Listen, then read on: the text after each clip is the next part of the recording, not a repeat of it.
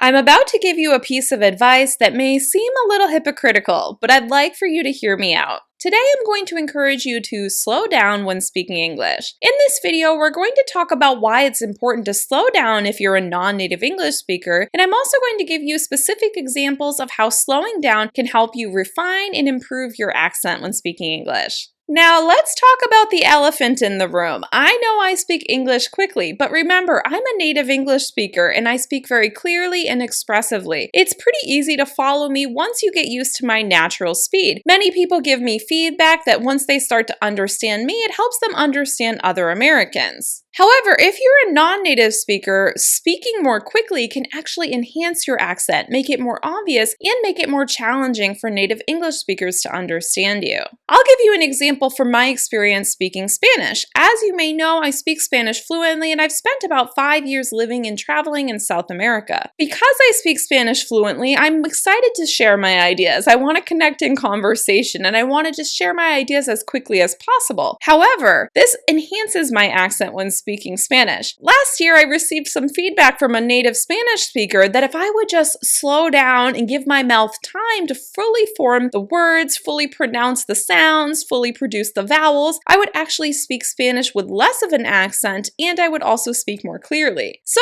in the future, I think I'm going to take this advice and I'm going to try to slow down my thoughts in order to speak Spanish more slowly so that I can reduce my accent and sound a little more natural. I want to encourage you to do the same. When you're a non-native English speaker, speeding up can actually reduce the ability for other people to understand you. When I start working with my clients on accent reduction, the first thing that I notice is that they're very often fluent in English, which means they speak quickly and confidently and comfortably on a wide variety of topics. However, this also means that they've gained speed in their speaking, and this is enhancing their accents. It's making their accents more obvious. In order to start reducing your accent, you're going to need to slow down. You're going to need to pay more attention to the different elements of your accent that you can reduce by giving your mouth a little more time to participate as well. When you're nervous or even excited about a topic, it's very common that you speed up because you want to get through your ideas more quickly, because you want to continue to have a deeper conversation, or because you just want to be finished talking. However, if you're a non-native speaker, this nervousness or this excitement can actually make it harder for people to understand you. I want to remind you that accents are a fact of life. There's no problem with having an accent. However, speaking more clearly and being understood is a goal you really should have in order to succeed when speaking English, especially in professional and academic situations. If you really want to start focusing on being understood when speaking English, you're going to need to slow down, and then you're going to need to slow down even more. Let's talk about the specific aspects of your accent that slowing down can actually help you with. We're going to talk about word stress, vowel shaping, pitch variations, intonation, and consonant clusters. Slowing down can help you be more easily understood and speak more clearly because it gives your mouth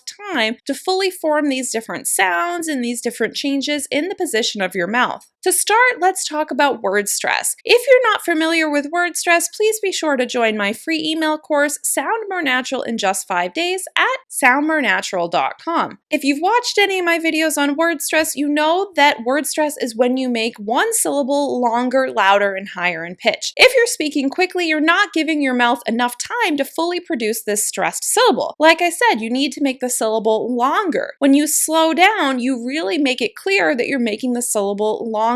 So let's talk about the word today. Many non-native speakers rush through the word today because it's only 2 syllables, you say it all the time, and it's really easy to understand. Today, today. But if you really want to make sure you're creating the right stress pattern on this word, you want to lengthen the syllable day. Today, today, today. When you stress the syllable day and you make it longer, louder, and higher in pitch, it's easier for a native English speaker to understand you. Today, today. If you notice when I really slow down and exaggerate that word, my mouth is moving more because I'm creating the vowel shaping. Today, today. This stress syllable day has a long vowel A, today. And I'm also creating a pitch variation with my mouth. Today, and closing my mouth down when I finish. Opening, today. Closing down when I finish. When you slow down, you're enabling your mouth to create all of these different variations in shaping and in the pitch that's coming out of your mouth, and that's going to help you sound more natural. Today, today. Most of my clients, when they start working with me, don't fully create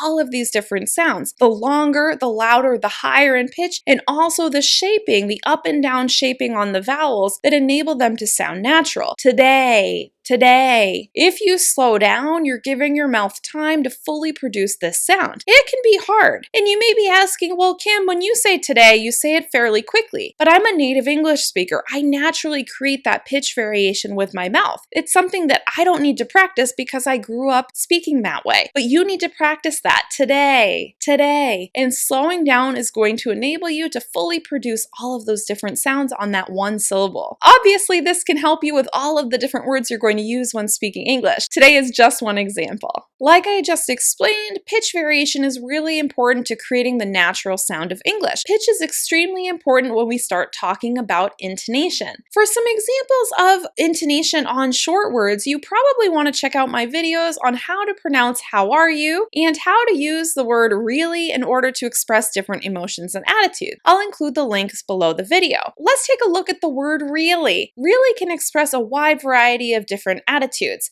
Really?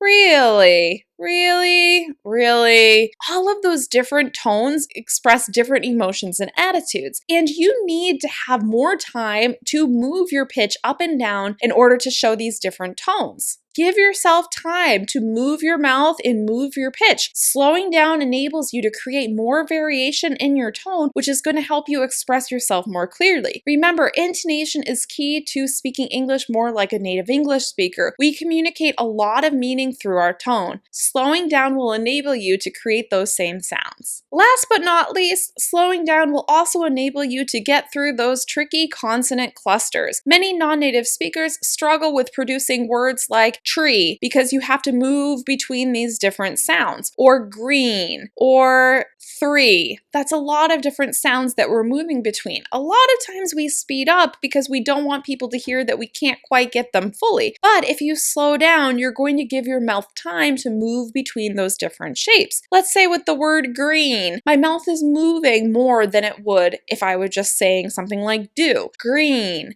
Green. I'm moving from G to R to the E and to then closing to the N. One syllable. Green, but I'm moving through all of these different shapes. Green, green. I'm exaggerating for the purpose of this video, but you really notice that if you slow down, you're giving your mouth time to move between those different sounds. As you can see, slowing down is going to give your mouth the time it needs in order to produce all of the different sounds and shapes that give English its character. If you want to sound more natural, you're going to need to slow down in order to give your mouth time to do this. Slowing down also enables other people to understand the key points in your message. I talk more about this in my video on how to use your voice and breath to sound more professional when speaking English. I hope this video has helped you understand how slowing down can help you speak more clearly and be more easily understood by native English speakers. If you have any questions, please leave a comment below the video. Once again, I'm Kim from EnglishWithKim.com. I'm your guide to the essential conversation skills you need to sound more natural in English. If you like this video, please give it a thumbs up and share it with a friend. Have a good one. Goodbye.